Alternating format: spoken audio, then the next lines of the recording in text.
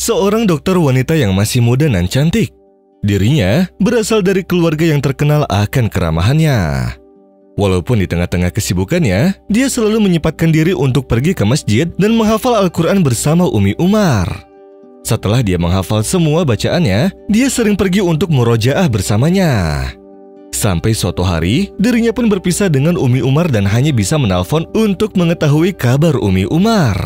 Setelah 1 tahun tidak bertemu, Umi Umar pun dikejutkan dengan kedatangan sang dokter yang sedang menangis dan ingin bertemu dengannya di ruangan masjid. Umi Umar pun menyambutnya dengan baik untuk bertemu, lalu dokter itu pun memberi salam kepada Umi Umar, lalu dia menangis dan berkata kepadanya bahwa suatu hari ada seorang anak kecil yang sedang sakit di salah satu ruangannya di rumah sakit dan panas demamnya sangat tinggi. Lalu dia pun menyuruh sang perawat untuk mengambil obat dan suntikan, akan tetapi perawat itu malah mengambil obat yang salah. Dan tanpa dicek terlebih dahulu, dia malah langsung memberikan obat itu kepada si anak tersebut.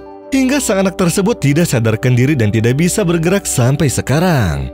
Dia pun selalu berada di sampingnya sampai beberapa jam dan tak satu pun orang mengetahui kesalahan yang telah diperbuatnya. Dan pada waktu itu pula, sang dokter sedang berpuasa lalu dirinya langsung sholat. Dirinya bersedekah dan memohon kepada Allah agar menyembuhkan si anak kecil tersebut dan juga agar memaafkannya.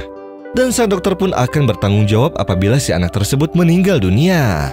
Namun sang dokter itu bertanya kepada Umi Umar apa yang harus dia lakukan agar hatinya merasa tenang. Lalu Umi Umar pun menenangkannya dan mengingatkannya dengan sabda Nabi Muhammad SAW. Sesungguhnya Allah mengampuni kesalahan dari umatnya akibat kekeliruan dan lupa serta keterpaksaan.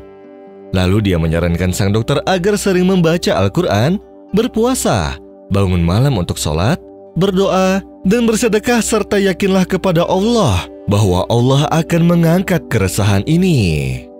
Sehingga si dokter wanita itu pun menjalankan wasiat dari Umi Umar. Dan setelah 2 hari kemudian, dirinya pergi ke rumah sakit untuk menengok anak kecil tersebut. Lalu sang dokter melihatnya dalam keadaan yang sangat sehat dan tertawa bersama kedua orang tuanya.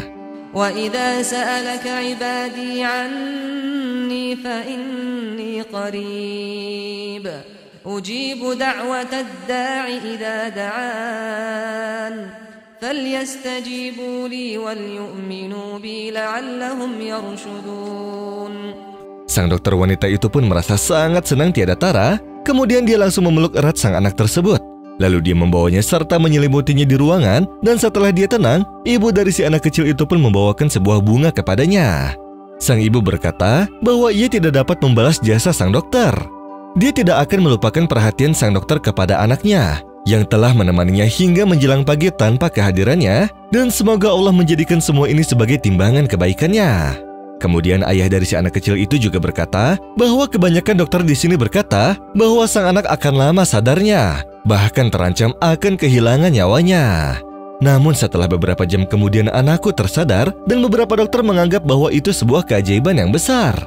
Mereka memberitahu kami bahwa doa sang dokterlah yang mungkin menjadi sebab kembali sadarnya sang anak. Sehingga sang dokter wanita itu pun tersenyum sambil berkata, "Engkau benar ya Rasulullah, tidak akan menolak qada melainkan dengan doa."